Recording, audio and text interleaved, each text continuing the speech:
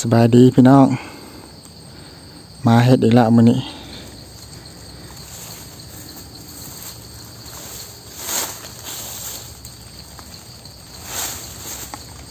เดี๋ยวนี่แม่นบ่นี่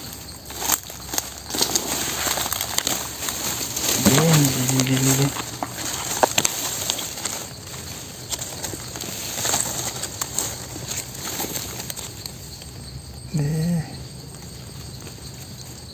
โอ้แม่นแล้วนี่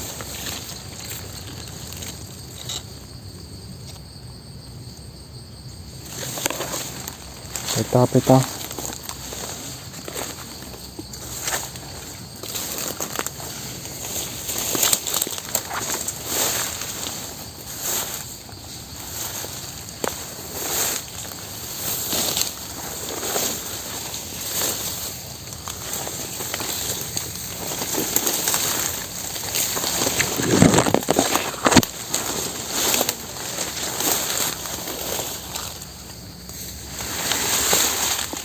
เด้พี่น้องเห็น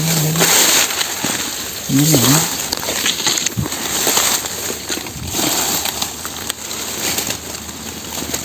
แม่นบ่นี่ยังไง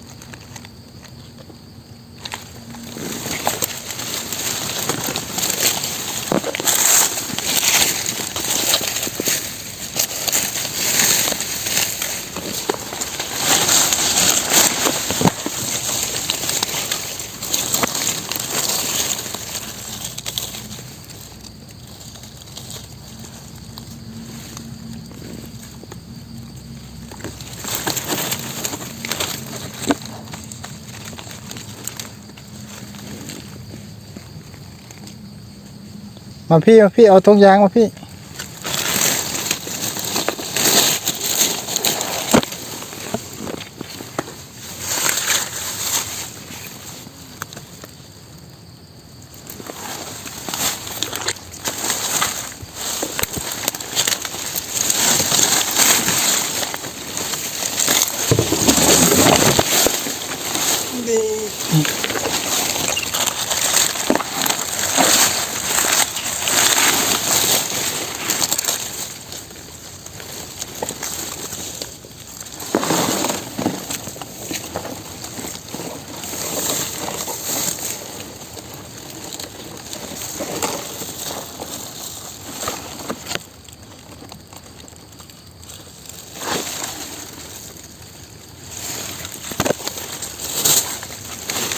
อันนี้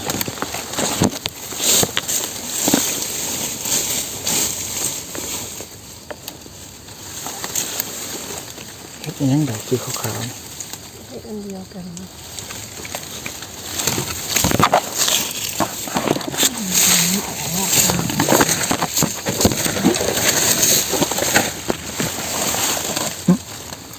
น้ำ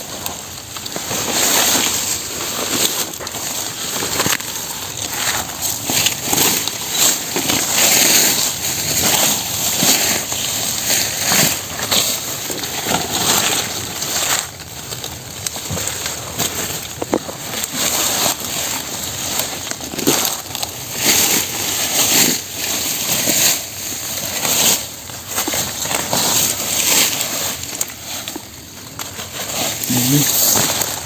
ไม่ต่อ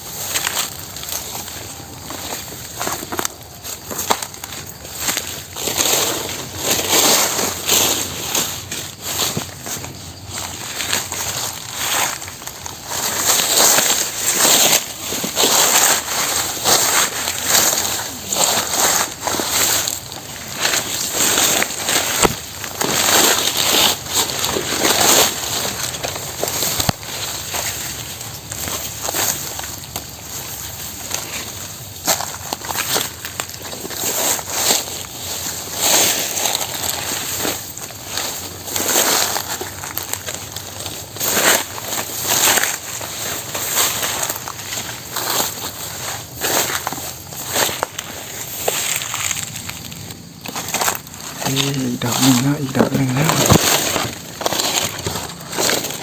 มีหลังใหม่แล้ว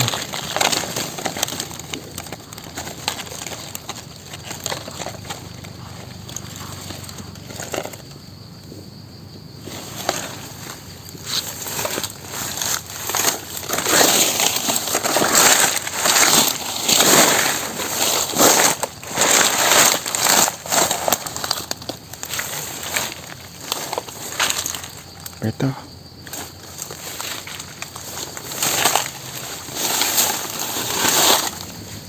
เด่นนั่นโอ้เห็นไหม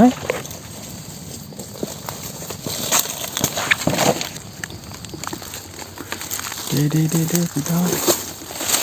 เห็นไม่ออกแล้วอันนึงตัวนี้ก็แม่ตัวนี้ก็แม่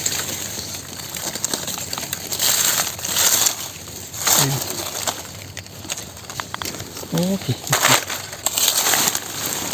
เอามาพี่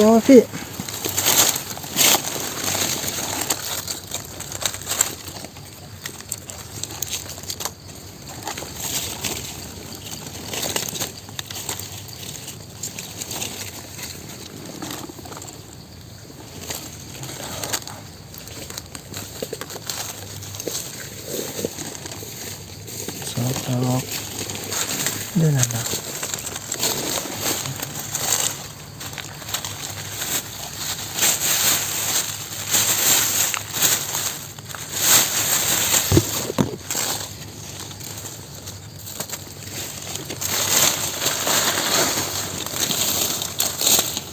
เห็ดก่อเนี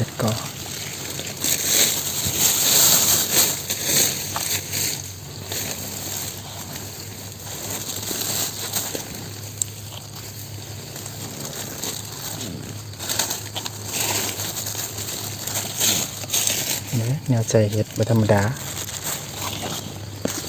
ไปต่อ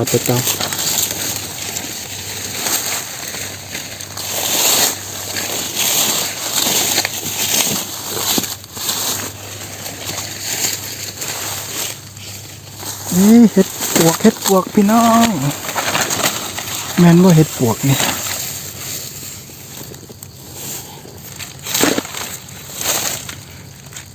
แม่นว่าเห็ดปวกนี่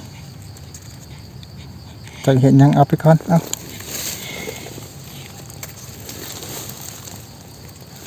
ไปต่อหากันต่อไป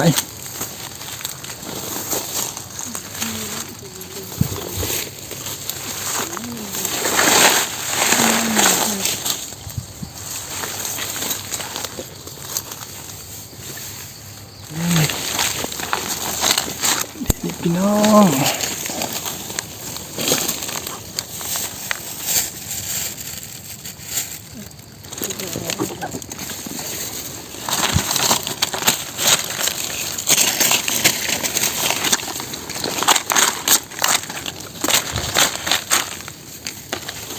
ทำยังไง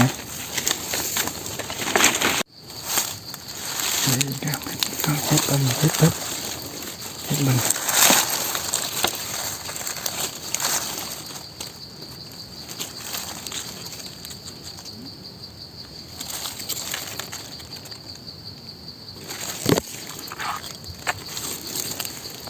ไปต่อ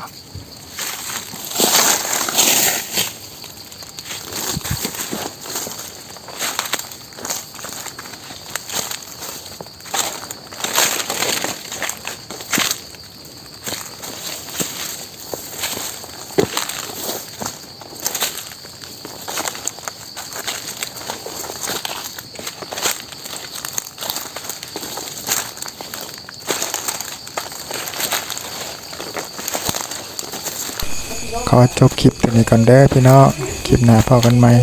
สบายดี